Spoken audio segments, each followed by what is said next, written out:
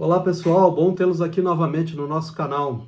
Meu nome é Índio Brasil, sou advogado e mentor e estou trazendo aqui neste vídeo algumas dicas importantes para aqueles principiantes na carreira da advocacia.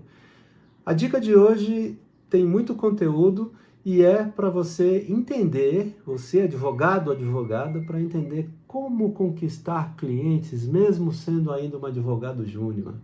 Olha só, é um horizonte que parece não muito próximo da sua realidade, né? Porque você está começando agora, mas fique tranquilo, aqui a gente te traz algumas dicas importantes para você, com atenção, seguir e aproveitar essa experiência que a gente está compartilhando e chegar mais rápido ou com mais consistência ou com mais firmeza no seu objetivo profissional, que é ser um advogado, certo?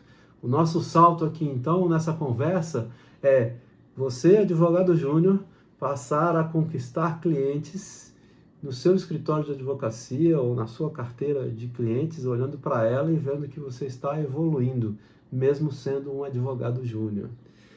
Pois bem, como é que é o advogado júnior nesse momento atual, que é disruptivo, que a advocacia está enfrentando uma mudança, uma transformação, como diversas outras áreas, e partindo do princípio de que tudo que era analógico passou a ser digital.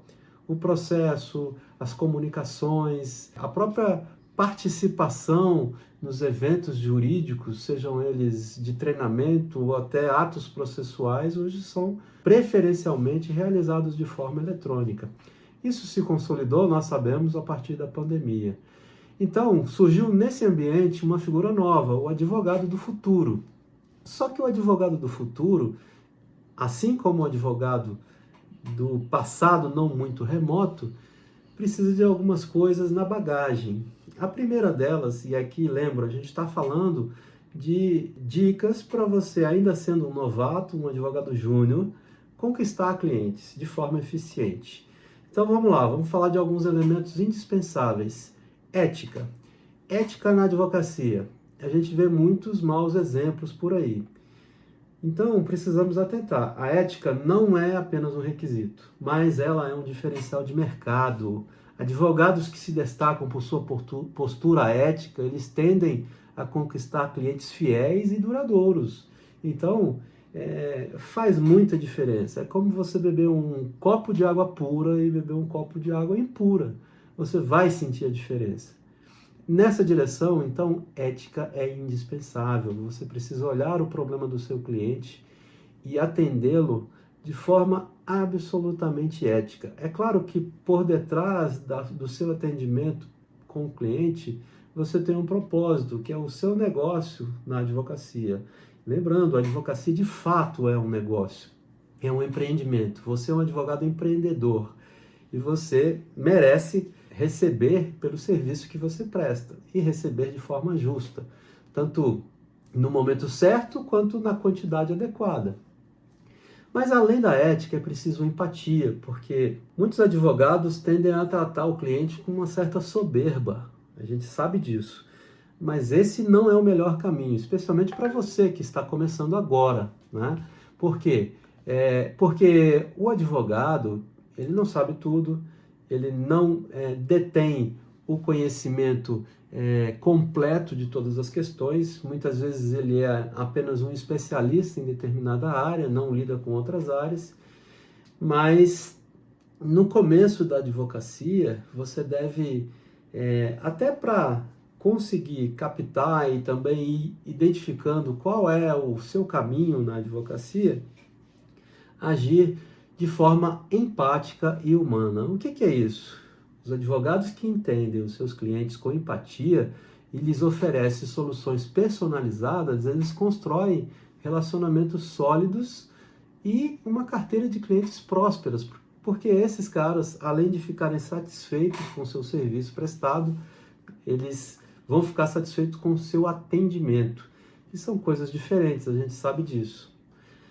No momento atual, além da empatia, da ética, é preciso contar com a questão da inovação, porque todos os segmentos de atuação, e a advocacia não ficou de fora, estão sendo atualizados para uma era digital. A advocacia, segundo me parece, ela até foi uma das últimas áreas da atuação profissional que contou com tantos recursos tecnológicos como o processo jurídico digital, as reuniões por videoconferência, os atos processuais realizados também por videoconferência de forma remota, juntada de documentos sem você ter que se deslocar, tudo eletrônico. Ou seja, muita coisa mudou e a inovação trouxe modificações bastante importantes para o nosso ambiente de trabalho. Então, considerar a inovação como parte do seu negócio, como diferencial do seu negócio, é algo que lhe torna mais competitivo e faz com que você caminhe na direção direta do sucesso profissional. Então, o que a gente vai tratar aqui hoje? A gente vai trazer para vocês não apenas um pouco da advocacia, o modo de advogar, mas também um jeito de te inspirar para que você prospere no mercado jurídico de forma eficaz, mesmo sendo ainda um novato. Isso se dá só através de experiências práticas, de trocas de ideias, uma espécie de laboratório que a gente vai fazer a partir desse vídeo aqui, mas hoje a gente vai se limitar, por enquanto, a falar desses importantes elementos que trazem vocês para um caminho, para uma trajetória mais acelerada, porque é muito cruel e muito difícil eu me lembro de jovens que procuravam empregos e se deparavam com uma frustração grande, porque sempre os empregos e as vagas pediam experiência, mas ele nunca tinha tido a oportunidade de começar algo em algum lugar. Como ele ia apresentar alguma experiência?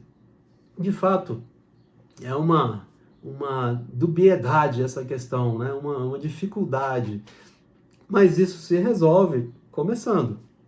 Você não vai ter experiência se você não começar algo. Então, começando algo, é preciso que você reúna, além do seu conhecimento para exercitar a atividade, e aqui nós estamos falando em advocacia, você precisa combinar a ética com os seus princípios técnicos. Os advogados, eles se tornam cada vez mais confidentes e competitivos na medida em que eles conquistam o cliente de forma mais eficaz. Eu costumo brincar dizendo que é uma espécie de dança da conquista, certo? E o cliente que procura um advogado ainda novato, ele vem com uma certa insegurança. E ele precisa encontrar amparo em quê? Porque ele sabe que você ainda está começando. Provavelmente ele sabe, ou ele vê. Me lembro dos meus primeiros dias de advocacia em que fui procurado, eu não tinha cabelo nem barba branca, já disse isso aqui algumas vezes nos meus vídeos, mas eu conseguia, de certa forma, inspirar confiança para os clientes, porque eu era cuidadoso com a técnica, eu era cuidadoso com o atendimento, eu procurava ser humano no atendimento, então eu dava a minha humanizada no atendimento e eu sempre procurava deixar claro, com integridade, a situação jurídica que ele me apresentava, o que seriam os melhores caminhos em termos éticos, em termos íntegros e por aí vai. Bom, a capacidade da gente advogar é a mesma que a gente tem de atuar em qualquer segmento. Só que a advocacia requer realmente um elemento de empatia, para que você seja destacado no mercado. Poxa, aquele advogado de fato me atendeu diferente, né? Eu tenho um exemplo recente. Um cliente me procurou por conta de uma fraude no cartão de crédito.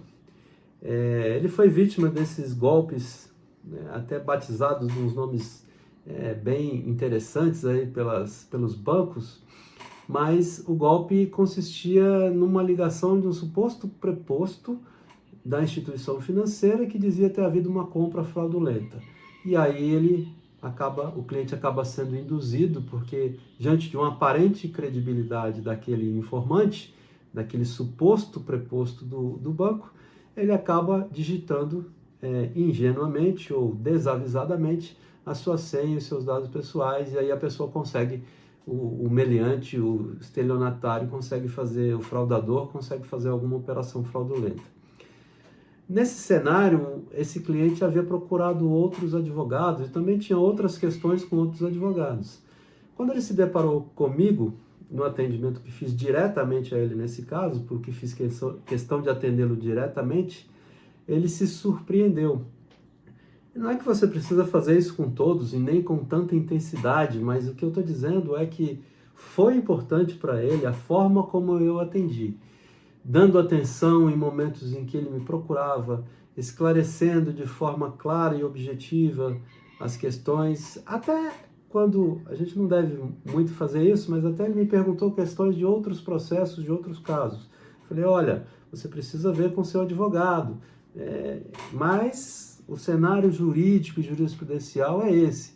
Então, ele acabou manifestando estar muito satisfeito. Na condução do processo que fiz e ainda estou fazendo para ele demonstrou bastante satisfação, porque, diferentemente de outros casos que a gente está acostumado de ver, até porque o advogado às vezes não tem tempo, ou não é o modelo de negócio que ele utiliza, o cliente fica sem informação, né? Se o cliente não souber como consultar o processo lá no site do tribunal, e também se ele consultar, às vezes ele não vai conseguir entender o nosso advoguês, a nossa linguagem jurídica, mas ele vai ficar perdido e se sentir um pouco abandonado, né? Então, essa forma de ser empático e de cuidar do cliente, não é só depois que ele passou a procuração e assinou o contrato, mas depois que você já iniciou o processo, o chamado pós-venda, que existe na venda, na comercialização de produtos. O seu serviço você tem que entender como um produto do seu negócio. Entrar com uma ação, apresentar um parecer, fazer um trabalho de advocacia preventiva, enfim, seja qual for a área de atuação que você estiver, mas o produto que você entregar é um produto. E depois você deve considerar de fazer o chamado pós-venda. Outra coisa, você deve sempre buscar a solução de conflito, porque a gente, quando sai da faculdade, sai da universidade, a gente fica naquela ânsia de logo entrar com o processo. Isso é uma tendência, é natural, é uma empolgação. E com essa tendência, o que acontece? Acaba se prestigiando mais o processo do que a solução da questão. Eu também me especializei em direito processual civil e a paixão pelo processo, pelas estratégias processuais, pelos recursos, pelas teses, ela é encantadora de fato. Mas você não pode perder a noção de que a solução do conflito ou da questão que o cliente trouxe para te apresentar, ela é mais importante do que o próprio processo ou a sua tese, seja ela maravilhosa ou não, mas é importante que você traga uma solução, que o cliente alcance um resultado satisfatório.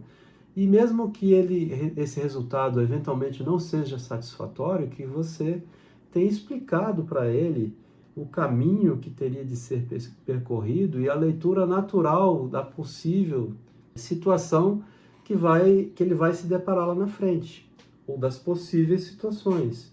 Porque hoje as pessoas e os organismos empresariais, as empresas, as organizações, elas querem saber o tamanho do risco jurídico, de que natureza ele é, quais as consequências, quanto ele me custa. Então, olha como a empatia é importante. Essa é a dor do seu cliente, seja ele uma pessoa física ou jurídica. Ele quer resolver o problema dele. Ele não quer saber latim, ele não quer saber tese fantástica de direito, ele não quer saber se você está andando de Jaguar ou de Ferrari, ou se você anda de ônibus, né? Ele quer saber que o problema dele vai ser resolvido. E isso é que é importante. Por isso também, hoje em dia, as pessoas, até pela evolução da internet, passaram a procurar os advogados na internet. Muita gente procura, né? Como qualquer outro serviço era procurado. O cara procurava, assim, qualquer demérito à função do encanador ou do eletricista, procurava na internet, né? Há muito tempo atrás nem havia internet, mas já há algum tempo considerável as pessoas procuram por alguns serviços consultando na internet, inclusive advogados. Então, a situação, ele não busca mais aquele advogado de uma grande banca, claro, até porque ele sabe que é caro, mais um advogado que vai atendê-lo com empatia e que vai resolver o problema dele. Esse é o advogado que satisfaz o cliente. E ainda se ele puder entender flexibilizando, fazendo um tratamento humanizado das condições que o cliente está se apresentando. Porque a gente encontra, conforme a área que a gente atua, pessoas desesperadas com questões jurídicas, né? E que às vezes a solução é simples. Então, além dessa disposição de resolver conflitos, nós estamos num cenário hoje que é um cenário realmente disruptivo. A advocacia é nova, ela é digital, ela é modernizada, ela tem que ser rápida, porque senão você perde o cliente. Então, você deve utilizar todas as ferramentas certas para expandir o seu alcance da advocacia no mercado, como, por exemplo, o marketing jurídico, né? Temos outra novidade muito importante, inclusive a gente experimenta no escritório, no meu escritório, e eu tenho utilizado bastante, porque assim é valiosíssimo, sem, claro, perder o nosso critério, o nosso senso crítico, a nossa necessidade de avaliar a pertinência das coisas, porque afinal de contas, quando a gente está falando de inteligência artificial na advocacia, que é a novidade a que me referi, a gente está falando de algo que é automático, que aprende a partir das perguntas que são feitas, dos conteúdos que são compartilhados e cria o que os técnicos de informática chamam de generativa, ou seja, algo que vai construindo o conhecimento, acumulando o conhecimento, como é no nosso cérebro. Só que de uma forma automatizada, muito mais rápida, muito mais ágil, estatisticamente comprovada, e, enfim, é um avanço. Então, num ambiente de laboratório da advocacia, ou na prática mesmo, na linha de frente, é necessário considerar que a inteligência artificial otimiza muito as suas tarefas. Então, você passa a ter um tempo maior para se dedicar às atividades que agregam valor para os seus clientes. Vamos imaginar que uma petição que você tenha que fazer, e esses dias eu experimentei isso novamente. Eu tinha uma petição para fazer e eu imaginava que eu ia gastar umas 2 tardes. Qual não foi a minha surpresa quando eu falei, poxa, mas Índio Brasil, o que você está fazendo, cara? Por que você não recorre, você fala sobre isso e por que você não recorre à inteligência artificial? Para acelerar esse processo e você fazer as outras coisas mais importantes que você precisa. De fato, havia muitas coisas importantes que eu precisava fazer, inclusive reunião com outros clientes que me aguardavam e eu dizendo que não estava com agenda porque eu estava pensando na referida petição que eu gastaria 2 tardes para elaborar. A minha surpresa foi a seguinte, eu peguei e coloquei a questão para a inteligência artificial e disse, eu preciso de uma petição dizendo isso, isso, isso, isso, e vamos dizer assim, defini os atributos da minha questão e coloquei os parâmetros para que a resposta fosse trazida pela inteligência artificial. E é lógico, em menos de segundos a petição estava diante de mim e eu, meio embasbacado, falei, poxa, mas realmente o negócio é muito bom. Gente, ainda é uma novidade, a gente está usando cada vez mais porque é muito valioso, muito ágil, muito importante para você que está começando. Especialmente você, se você está começando agora, sendo um novato, mesmo que você não seja novo de idade, mas você deve considerar isso como um diferencial, porque você ganha um tempo enorme. Imagina 2 tardes para fazer uma petição de 2 páginas feita em questão de 10 segundos. Tá, vamos somar um pouquinho. Eu gastei 1 minuto e meio, 2 para ditar para a inteligência artificial aquilo que eu precisava. Mas a diferença é gritante. Então, assim, a gente não pode deixar de considerar esse avanço. Afinal de contas, nós estamos falando aqui para você, advogado que está começando, em avançar.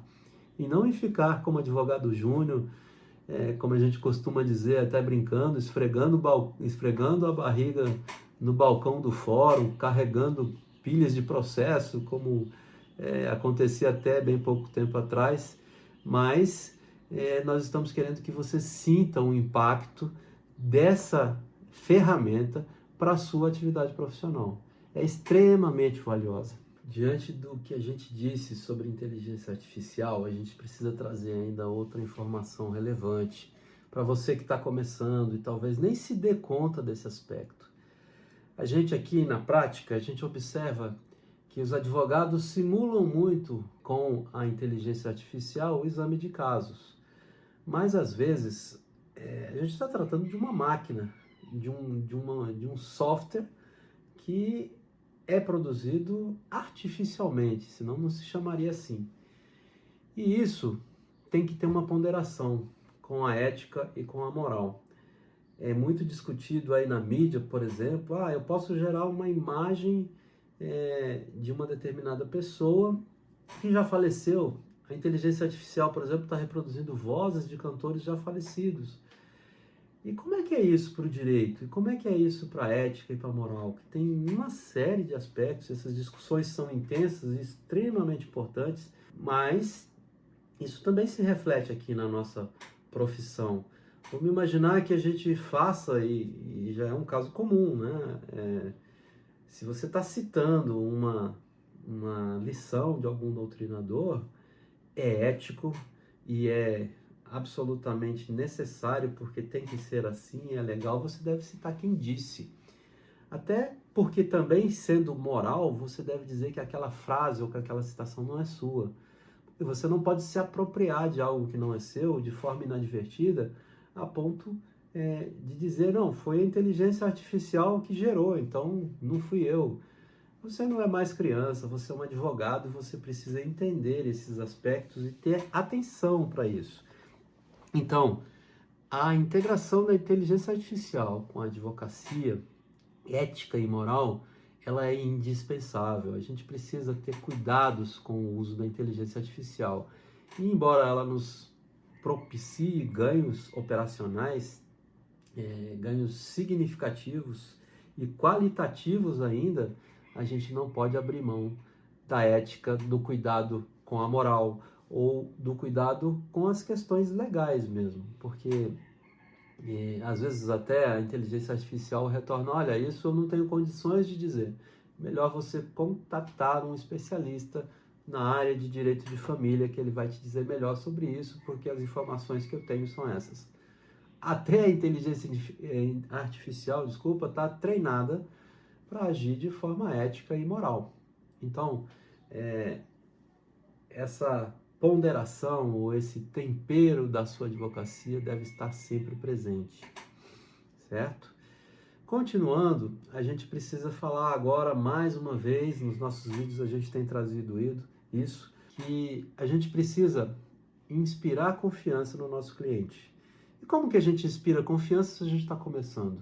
A gente tem que ser técnico, a gente tem que ser objetivo, a gente tem que ser firme, a gente tem que ser assertivo e certeiro. Então, assim, a sua competência técnica tem que ser demonstrada. Ah, doutor, mas eu não consigo. Ah, professor, mas eu ainda não sinto segurança. Você vai sentir segurança se você estudar a questão, se você se preparar adequadamente para ela. Para isso também você precisa entender no que você quer atuar.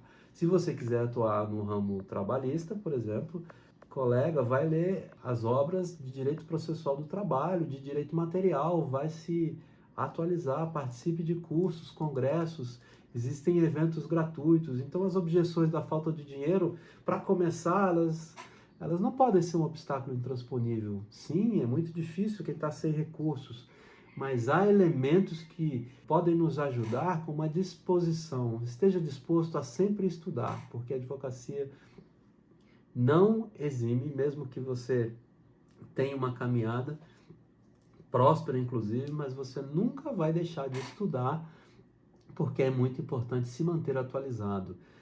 E se você estiver preparado para uma nova questão, melhor ainda.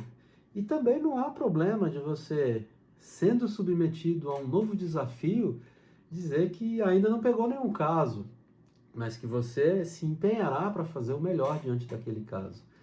Então, advogados tecnicamente competentes e com uma base prática ideal ou mínima, eles começam a se tornar ou a construir referências no mercado. E isso, obviamente, vai levar você à sua prosperidade no seu negócio de advocacia, certo? Mas também precisa existir uma outra competência, que é a disposição para resolver conflitos. É muito comum o advogado querer entrar com processo e lutar pelo processo mais do que pelo próprio direito do cliente. Ah, não pode recorrer, não pode fazer acordo, tem que recorrer até a última instância. Cara, colega, doutora, doutores, isso não existe mais, a não ser que isso seja uma estratégia pensada para o processo. Então, os advogados resolvem conflitos de forma eficiente, eles são inspirados até pela lei, assim como os juízes e o judiciário como um todo, tem instrumentos institucionais para que as partes se componham, porque o judiciário já não aguenta mais tanto processo, né? Estão assoberbados. Existe estatística do juiz que consegue resolver processos mais rápidos. O CNJ cuida disso. Então, existe já uma métrica para que o conflito chegue ao fim. Acordos, meios alternativos de solução de controvérsia, arbitragem, tudo para desafogar o judiciário, mas também, especialmente, para resolver a questão dos conflitos sociais, dos conflitos entre as pessoas, conflito entre cidadãos. Então, o advogado que já chega com essa inspiração, com essa habilidade, com essa competência, ele tem um diferencial. Cara, é um diferencial e isso precisa ser olhado, precisa ser observado e precisa ser praticado por você que está começando. Não deixe de observar isso, de atentar para esse detalhe, porque isso com certeza é aquele lance do copo de água limpa e copo de água suja. Você sente a diferença, você sente o gosto, você sente a sensação, certo?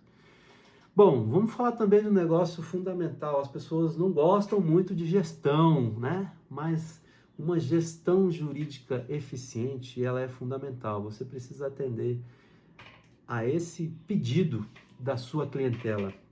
O cliente de empresa, dono de empresa, ou empresariado, ou a própria empresa como um todo, enquanto sociedade, organismo empresarial, ela quer soluções eficientes. E soluções eficientes requerem que você estude, mapeie, calcule e pondere prós e contras, riscos e vantagens e oportunidades. É isso que o cliente espera, especialmente na área empresarial. O empresário hoje, ele conta com um monte de coisas que pesam no seu ombro para que ele possa, por exemplo, estar na Bolsa de Valores, para que ele possa gerar valor na sua empresa e vendê-la para um terceiro, para que ele possa ser bem visto na área empresarial, perante a sociedade, perante uma série de coisas. São certificados de sustentabilidade, de responsabilidade social, que são atributos que as empresas querem, fazem questão de ter e de alcançar. Então, o laboratório ou a prática, como eu costumo chamar laboratório ou prática, em mentorias, por exemplo, traz essa experiência para você.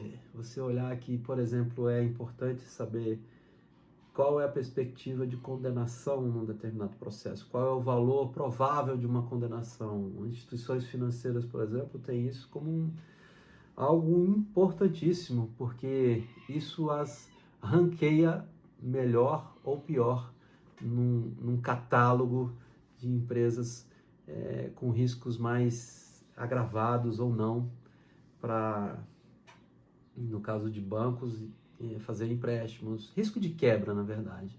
Então, assim, se o banco ou se a empresa como um todo tem muita reclamatória trabalhista, tem muito problema no Tribunal de Contas, tem muito problema na Justiça Federal, tem muito problema no consumidor, isso não é um bom sinal.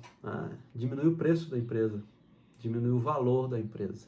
Isso você tem que ter em mente. Então, pensar de forma estratégica, ampla, mas, vamos dizer assim, um pensamento 360 sobre o problema, sobre o contexto da empresa. Por exemplo, é importante, você vai prestar serviços ou vai propor um serviço para uma empresa de tecnologia. Quais são os principais problemas? Como que está o ranking das empresas de tecnologia na Bolsa? Qual é o ramo de tecnologia que essa empresa atua? Quais as principais dificuldades? Quantos funcionários ela tem? Quais são os produtos? Você precisa saber tudo isso, ou pelo menos entender qual é esse contexto, para você, enfim, partir, como agora vamos falar, para uma comunicação eficaz, inclusive com fechamento, com a possibilidade de fechamento de um contrato. Então, se você se comunica de forma eficaz, você o faz também não só usando empatia, a clareza e a objetividade, mas também mostrando conhecimento sobre o que você está falando. Então, assim, é preciso que você conheça com quem você está lidando, porque, como eu disse neste ou em outros vídeos atrás, a gente precisa ter em mente que as pessoas hoje têm informação muito disponível e às vezes o que ela vai te perguntar, ela já sabe a resposta. Ela quer te testar, ela quer saber se você está firme a ponto dela poder te contratar. Então, a comunicação eficaz, ela é fundamental para que a gente também avance nesse momento de começo. Eu tenho que aprender a me comunicar adequada, de forma clara, de forma objetiva. É tanta informação rodando no mundo hoje que as pessoas não querem perder tempo, elas querem saber, por exemplo, uma empresa que quer te contratar para fazer um parecer sobre uma determinada situação e ela quer saber o tamanho do problema, quanto custa, e entrar na justiça, judicializar, é vantagem, não é vantagem, eu faço um acordo, o que é preferível? Então, você precisa conhecer todo esse contexto e se comunicar adequadamente. Comunicar adequadamente também contempla a questão de você escrever, usar o vernáculo de forma adequada. Soa muito mal uma petição mal escrita, com erro de português, com vírgulas mal colocadas, com erro de ortografia, uma petição borrada, manchada ou muito poluída no ambiente eletrônico hoje em dia. No papel era outra história, mas agora no ambiente eletrônico também tem a questão da poluição. É preciso forma, é preciso uma certa estética para transparecer também que a comunicação é eficaz. O vernáculo, então, para o advogado, muito importante, indispensável. O advogado não pode cometer erros de português. E aí a gente sabe que é uma dificuldade natural de muitas pessoas, que o português já é por si só uma língua difícil, mas você, advogado, não pode errar, sob pena de você virar motivo de chacota. Olha como o cara escreveu a palavra que é com C cedilha, ele escreveu com 2 S's. E olha, ele não sabe escrever, ele citou determinada palavra aqui que não está fora do contexto, eu não consigo entender a petição. E olha só, uma vez, logo no meu começo da advocacia, eu fui instado a contestar uma ação de indenização. Logo quando, eu vou revelar a minha idade, né? Quando começou esse negócio do Código de Defesa do Consumidor, a Constituição de 88 ainda estava recentemente em vigor, e choveu, eu era advogado de banco, e choveu indenização por danos morais contra banco. E, num determinado momento, chegou uma ação de indenização contra o banco que eu defendia e eu fui fazer a contestação. Eu lia, e outros colegas também leram a petição, e você não conseguia entender a narrativa dos fatos. Tecnicamente, o que eu fiz? Eu aduzi uma preliminar de inépcia da inicial, ou seja, do relato dos fatos a gente não consegue deduzir logicamente o pedido. E o pedido estava muito mal elaborado, a petição muito mal escrita, toda confusa. Ela começava, e normalmente no modelo antigo, analógico, né, no papel, há um endereçamento, um direcionamento para o juiz, excelentíssimo senhor juiz da vara tal, deixava-se um espaço e começava-se, assim como hoje ainda é feito, né, é praxe, a gente começa a qualificação da parte aqui embaixo. Aquele espaço em branco era usualmente utilizado para o juiz despachar à mão ali, porque o processo era físico. Hoje não precisa mais, né, porque o juiz despacha eletronicamente uma folha em separado. E já há algum tempo ele não despachava mais na própria cabeça da petição. Mas ali tinha um verso, um poema, não me lembro qual, mas era um poema, na verdade, ridículo, que também depunha contra a qualidade da petição, diante da qual, inclusive, a gente não entendia exatamente o que a pessoa queria, o que o autor queria. E a minha defesa, além de combater, a gente entendia que ele queria uma indenização, mas não se sabia exatamente por quê, a questão era essa. Então, duas coisas que eu arguí nesse momento, foi a questão, e todo mundo rindo, né, da petição, um verso esquisitíssimo, totalmente desarticulado, inapropriado para uma petição judicial de indenização. Era como se o advogado quisesse ter enfeitado a petição, absolutamente desnecessário. Mas enfim, a arguição que eu fiz foi de inépcia da inicial, porque da narração dos fatos não decorria logicamente o pedido. E também que, diante disso, eu não poderia me defender adequadamente. Como dizem, batata, a petição foi julgada inepta e o processo extinto sem julgamento do mérito. Eu nunca mais fiquei sabendo de um novo processo desse cara nesse sentido. Mas e por isso a informação é muito importante, certo? Bom, a comunicação, então, ela é fundamental tanto para você, para contratar o seu cliente, quanto para você, enquanto profissional da advocacia, manejando as suas petições, os seus recursos e fazendo os seus trabalhos. Porque, óbvio, se você erra no português, um erro crasso, erra no seu vernáculo, se você comete um erro primário de português, isso vai depor contra o seu trabalho, porque as pessoas hoje estão muito críticas, elas têm muita informação nas mãos, às vezes ela nem sabe exatamente aquela regra de português, mas ela abre o celular, dá uma googada lá, consulta e ela diz que você está errado e começa a te criticar. E às vezes até na frente dos outros. Então, assim, você tem que estar preparado. Mas não é difícil, é só uma questão de tempo. E se você olhar o seu negócio de advocacia com a visão da qualidade do serviço que você quer entregar para o seu cliente, é muito importante que você o faça de fato, que você não só pense nisso, mas você pense, poxa, eu quero ser um advogado. E a gente sabe aí de colegas, não, eu prefiro fazer concurso, eu quero ser juiz, eu quero ser promotor, eu quero trabalhar num tribunal. Extremamente válido. Eu, por exemplo, fui advogado de uma instituição financeira durante muitos anos, concursado, e gostava muito do que fazia lá, mas eu sempre fui inspirado, e isso me ensinou muito, a fazer do melhor jeito, com qualidade, com esmero, com muita qualidade mesmo. Porque, assim, o que um chefe meu me disse uma vez na área consultiva foi o seguinte: o que você escreve aqui fica para os anais da instituição, do jurídico da instituição. É como se fosse um julgado lá do tribunal, aqui é uma opinião jurídica sua que vai ficar aqui catalogada para sempre. Daqui a 20, 30, 40 anos as pessoas podem vir a reler o seu parecer. E isso nos dava uma responsabilidade maior, um senso de responsabilidade ainda maior. Então, o seu negócio, se o seu negócio é advocacia, você tem que dominar tudo isso que eu já te falei aqui. Mas além disso, por exemplo, pensar que de fato você é um empresário da advocacia. Ah, eu tenho só trabalho em casa, doutor. Eu tenho só o meu computador, meu notebook, faço as minhas audiências virtuais. De vez em quando eu tenho que ir ao fórum, mas ainda não resolvi montar nenhuma sociedade, até porque não encontrei ninguém e tal. Ou às vezes você já montou com alguém alguma sociedade e está trabalhando nisso.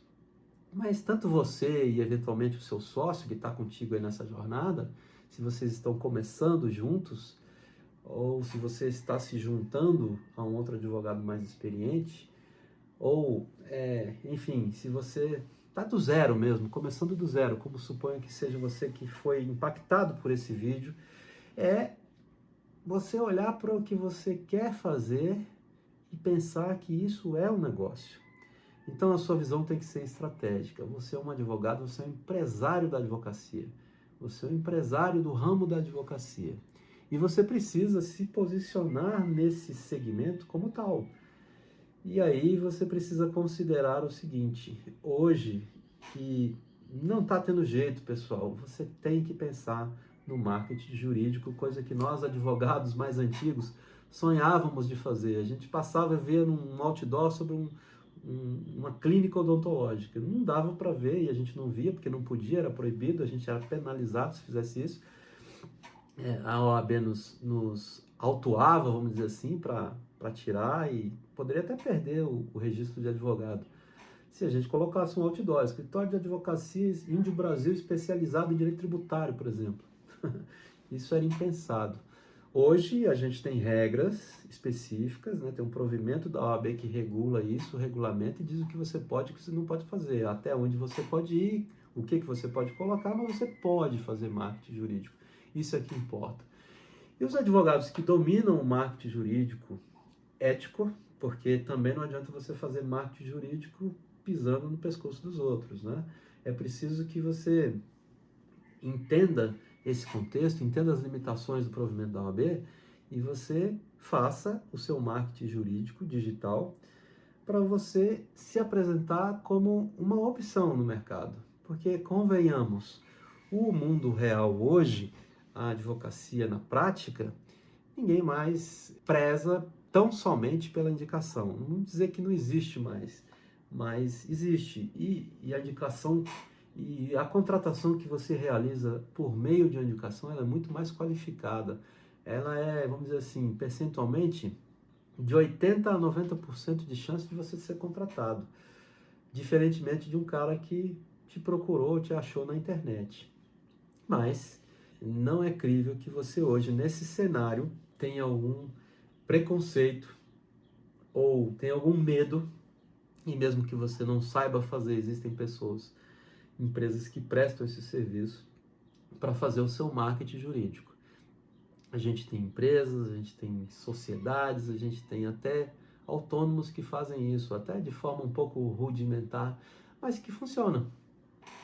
Vamos dizer que uma empresa especializada nesse segmento de publicidade para advogados, ela cobre valores consideráveis e tem uma estrutura muito melhor, diversos empregados atendendo ao Brasil todo e tal, e às vezes você tem alguém na sua região, na sua cidade, que vai poder fazer esse serviço e não é muito difícil.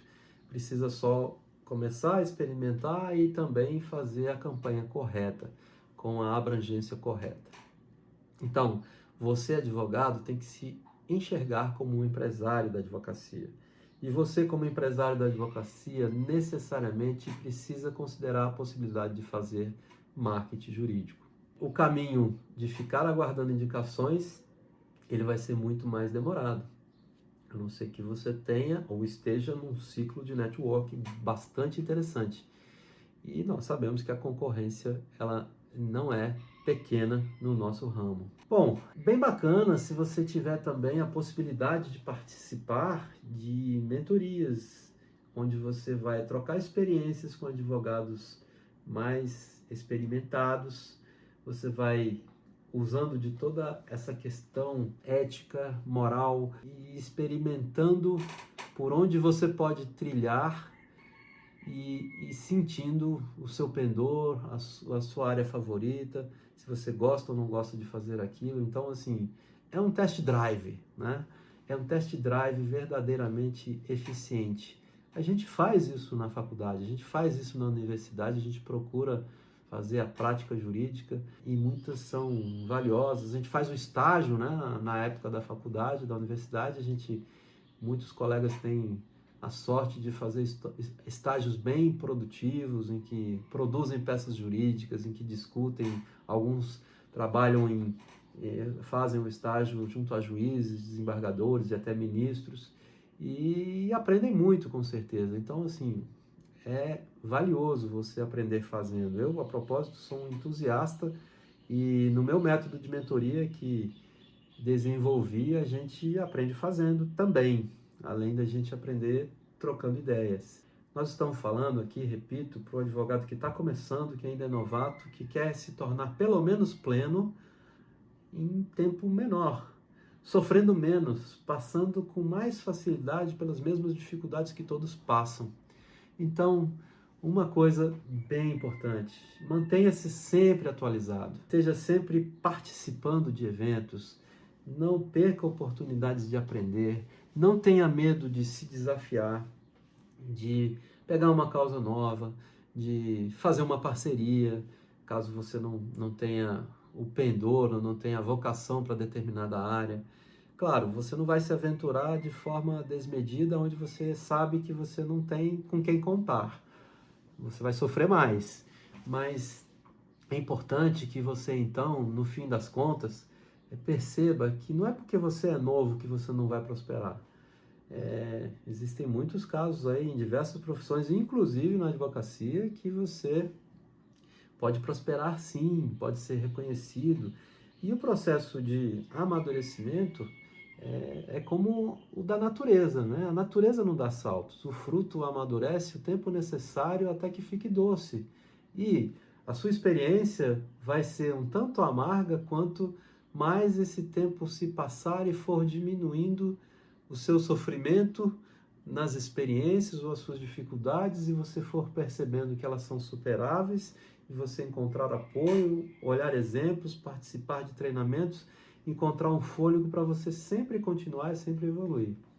Um professor meu dizia, quando estudávamos recursos no processo civil, e ele dizia: advogado nunca desiste, a não ser que o cliente desista. E é claro, é uma visão um pouco estreita, formal demais para, na época, a organização que estávamos, ela não recorria. Ela preferia deixar o processo seguir até a última instância. Aliás, ela não fazia acordo, perdão. Ela preferia o processo chegar ao final até a última instância porque valia a pena para ela economicamente. Era uma estratégia adotada. Mas desistir do recurso não era uma possibilidade. Então esse cliente não queria nunca desistir de recorrer. Ele sempre queria recorrer, ele sempre queria combater. E a gente foi um pouco inspirado por isso no passado, nesse segmento, porque a gente aprendeu a não desistir, a buscar alternativas, a buscar argumentos. E para você seguir nessa direção, gastar esse esforço, gastar esse fôlego que você tem, você precisa buscar atualização e se manter sempre atualizado. Então, pessoal, aqui foram dicas sobre esse trajeto, essa jornada que você vai percorrer sendo um advogado novato para tentar conquistar clientes. O que eu queria resumir para você aqui de suma importância é o seguinte: seja íntegro, seja ético, fale sempre a verdade para o seu cliente, diga o tamanho do problema que ele vai enfrentar, o que ele pode enfrentar.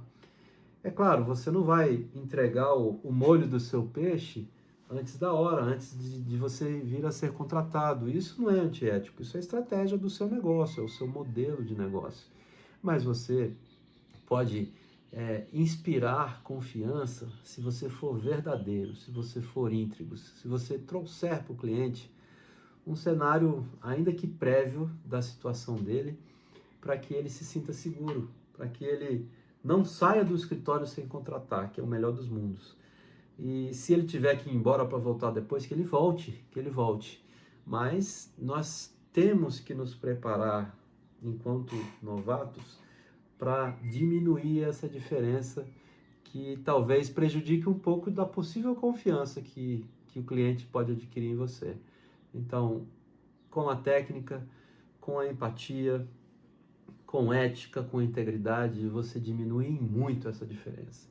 Porque, infelizmente, a gente tem profissionais e profissionais. E aqui, o que a gente quer inspirar você é que realmente você faça a diferença. Lembra do copo de água sujo e do copo de água limpa?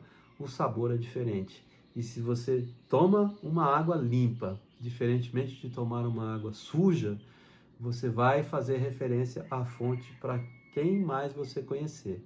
E aí você começa a criar um ciclo virtuoso de prosperidade, de indicações, de confiança, e a cada vez você vai aprendendo mais. É um processo. Como eu disse, a natureza não dá saltos, as coisas acontecem no seu tempo. Mas quanto mais você se esmerar, quanto mais você se dedicar, quanto mais você ficar atento com as dicas, com os possíveis erros e as possíveis ações mitigadoras dos erros, você vai chegar mais rápido nesse lugar que você quer chegar, tá bom? Então, eu cheguei a falar aqui de mentoria. A propósito da minha mentoria, a gente, no nosso método, no meu método, a gente ensina muitos caminhos das pedras, coisas importantes, muitos atalhos para a gente chegar onde a gente conseguiu chegar, graças a Deus. Então, se você se interessar, se você gostou do vídeo, curta aí, dê o seu like, faça a sua inscrição para receber as novidades, porque teremos ainda outros vídeos para trazer para vocês e a nossa contribuição vai ser essa: te inspirar, fazer você chegar a sair da posição de advogado júnior a advogado pleno, mais leve, mais tranquilo e mais consciente, especialmente mais consciente de que a sua jornada não é fácil, mas que você tem capacidade de chegar ao ponto que você quer chegar, e mais do que isso, e mais adiante, com certeza. Obrigado pela atenção, até a próxima.